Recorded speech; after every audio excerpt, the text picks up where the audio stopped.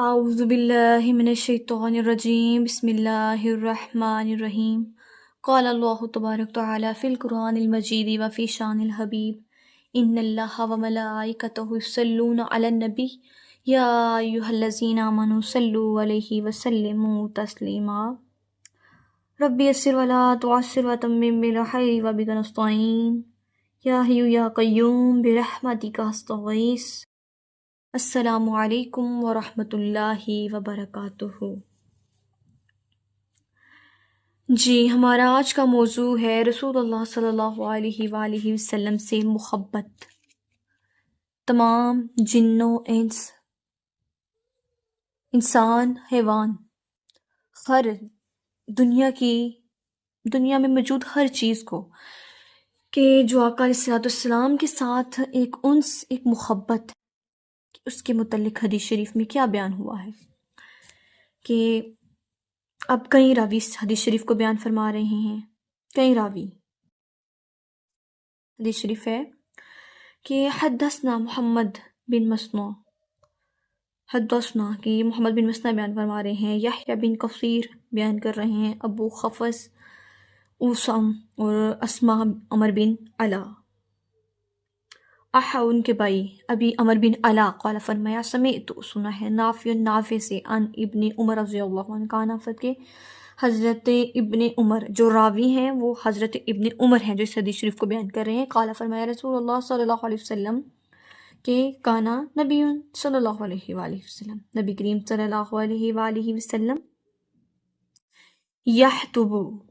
خطبہ ارشاد فرمایا کرتے تھے، الا جزءٍ، ایک لکڑی کا سہارا لے کر۔ لکڑی یعنی جب خطبہ ارشاد فرماتے نا آقا علیہ السلام تو ایک لکڑی کے ساتھ ٹیک لگا کر، فلما جب اتحج بن گیا عالمی برو ممبر، تحولا تو اب تشریف لے گئے لہی اس کی طرف، فحنا تو رونے لگا، جزعو تنا،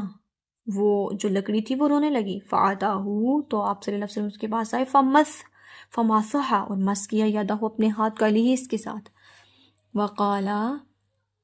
اور فرمایا، اب عبد الحمید وہ فرماتے ہیں، اب یہ سارے راوی ہیں، عبد الحمید وہ کہہ رہے ہیں احبانا ہمیں بتایا عثمان بن عمر نے، احبانا ہمیں بتایا معاذ بن علا نے، ان نافع نے بھی خواجہ یہ، وراوہ ان سے روایت ہے ابو عاصم ان ابن ابی رواد سے، یہ راوی ہیں یہ بھی، کہ ان نافع سے روایت ہے، ان ابن عمر سے روایت ہے، ان نبی صلی اللہ علیہ وسلم، یعنی یہ سارے صحابی رسول ہیں جو بیان کر رہے ہیں، ان سب سے بھی یہ روایت مروی ہے کہ ہمیں یہاں سے حدیث شریف پہنچی، اور حدیث شریف یہ ہے کہ جو ہے نا نبی کریم صلی اللہ علیہ وسلم کے دور میں ابھی جب کے فرما رہے ہیں، حضرت عمر بن ابن عمر بیان کر رہے ہیں حدیث شریف کہ نبی کریم صلی اللہ علیہ وسلم ایک لکڑی کا سہارا لے کر خطبہ ارشاد فرمایا کرتے تھے۔ ایک لکڑی، مسجد جب ابھی وہ ممبر وغیرہ نہیں بنا تھا ابھی، تو اتنا مطلب وقت ایک ابھی دور ایسا ہے کہ اتنی ہمیں جو ہے سہولیات میسر ہو چکی ہیں، لیکن اس وقت اتنی سہولیات نہیں تھی، اور نہ ہی اتنا جو ہے امیری، نہ اتنا روپیہ پیسہ، تو پہلے کا جو دور تھا وہ اس طرح کا تھا۔ تو جب نبی کریم صلی اللہ علیہ وسلم نے ایک لکڑی کا سہارا لے کر خطبہ ارشاد فرماتے تھے، ایک لکڑی تھی، اس کے ساتھ آقا علیہ السلام کھڑے ہو کر ٹیک لگا کر جو بھی بات ارشاد فرماتے، جب جمعے کو جب خطبہ دینا ہوتا تو آپ اس لکڑی کے ساتھ ٹیک لگا کر خطبہ دیا کرتے تھے، تمام صحابی رسول آگے جو ہے نا جمع ہوتے تھے۔ تو وہ فرماتے ہیں کہ نبی کریم صلی اللہ علیہ وسلم خطبے کے لیے اس پر تشریف لے گئے، کب؟ جب ممبر بن گیا، جب تھوڑا کہتے ہیں ہمیں تھوڑی سہولیات میسر ہوئی ہمیں بھی، تو ہم نے آقا صلی اللہ علیہ وسلم کے لیے ایک ممبر کا انتظام کیا، ممبر بنا دیا۔ آقا علیہ السلام پھر اس لکڑی کو چھوڑ کر پھر اس ممبر پر تشریف لے آیا کرتے، وہاں پر خطبہ ارشاد فرمایا کرتے تھے۔ اس پر اس لکڑی نے آواز سے رونا شروع کر دیا، سبحان اللہ، کہ یہاں پہ ایک چیز جس میں کوئی شعور نہیں ہے، جس میں کوئی دل نہیں ہے، نہ جان ہے، نہ دل ہے، نہ شعور ہے، نہ کچھ بھی نہیں ہے، ایک بے جان چیز ہے، جب اس کو بھی آقا علیہ السلام کہ کمر مبارک، آقا صلی اللہ علیہ وسلم کا جسم مبارک مس ہوا تو وہ ایک باشعور چیز، ایک جس میں کوئی شعور نہیں ہے، کہ اس میں بھی اس چیز کی انس پیدا ہو گئی. سبحان اللہ کہ اسے بھی اب اس چیز سے اندازہ لگایا جا رہا ہے کہ انسان تو انسان رہ گئے، جانور ایک بے جان چیزیں،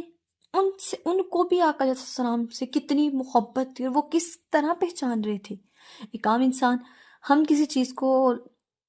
جو ہے ہاتھ لگائیں چھوئیں تو کیا وہ چیز میں اس طرح سے اس میں شعور پیدا ہوگا، اس کے اندر وہ پیدا ہوگا کہ وہ ایک بے جان چیز ہے نا، نہ وہ بول سکتی ہے، نہ سن سکتی ہے، نہ دیکھ سکتی ہے، نہ محسوس کر سکتی ہے. تو یہ سب کیسے؟ صرف کہ اب یہاں سے دیکھیں کہ آقا صلی اللہ علیہ وسلم میں رب تعالیٰ نے ایسا کچھ تو رکھا ہے. انسان تو انسان رہ گئے، بے جان چیزوں کو بھی محبت ہو رہی ہے. تو وہ لکڑی رونے لگی مسلسل. صحابی رسول بیان کر رہے ہیں کہ ہم نے اس چیز کو خود اپنے کانوں سے سنا ہے، کہ اس لکڑی کی رونے کی آواز ہم نے کانوں سے سنی. اگر کسی نے کوئی بات کہی ہو تو ہم یقین کریں نہ کریں وہ الگ بات ہے، لیکن ہم نے اپنے کانوں سے اس چیز کی آواز سنی روتے ہوئے اس لکڑی کو. تو آقا صلی اللہ علیہ وسلم اس کے قریب تشریف لے گئے. آپ دوبارہ اس لکڑی کی طرف گئے. آپ صلی اللہ علیہ وسلم نے اپنا ہاتھ اس پہ پھیرنے لگے.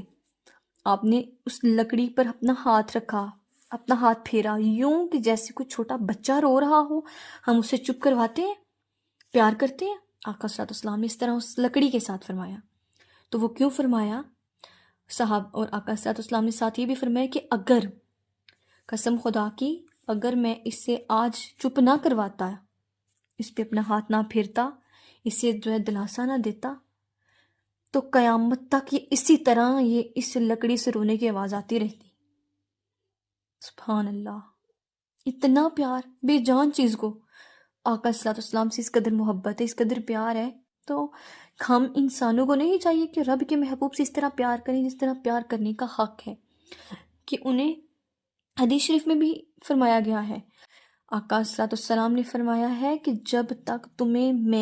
تمہاری جان، مال، اولاد، ہر چیز سے زیادہ قریب نہ ہو جاؤں، ہر چیز سے آگے نہ ہو جاؤں، پیارا نہ ہو جاؤں، تم اس وقت تک مومن نہیں ہو سکتے. مجھے اپنی جان سے بھی زیادہ پیار کو. ہم مسلمانوں پہ اتنا حق ہم کا نہیں ہے جتنا رسول اللہ صلی اللہ علیہ وسلم کا ہماری جانوں پر حق ہے. سبحان اللہ. تو اس کے علاوہ دوسری حدیث شریف میں بھی یوں بیان فرمایا گیا ہے کہ آقا صلی اللہ علیہ وسلم نے فرمایا، اس لکڑی سے کہا کہ تمہیں دنیا میں میرا ساتھ چاہیے یا قیامت میں؟ اس لکڑی کو وہ چپ نہیں جب کر رہی تو فرمایا کہ تمہیں دنیا میں میرا ساتھ چاہیے یا قیامت میں؟ اگر دنیا میں میرے ساتھ رہنا، میں تمہیں ساتھ رکھوں گا، اپنے تمہارے ساتھ میں خطبہ ادھر جیسے خطبہ پہلے دیتا تھا ایسے ہی ادھر خطبہ دے لیا کروں گا. لیکن اگر تم یہاں پہ چاہتی ہو دنیا میں میرا ساتھ، اور اگر تم قیامت پہ چاہتی ہو تو میں کل قیامت کے دن وہاں پر اپنے ساتھ رکھوں گا. اور یہ دنیا جو چند دن کی ہے، چند وقت کی، چند گھڑیوں کی ہے، وہ قیامت جو ہمیشگی ہے، قیامت کے بعد کا جو منظر وہ ہمیشہ رہنے والا ہے، اس میں بقا ہے. فرمایا وہاں پہ میرا ساتھ چاہیے یا یہاں پہ؟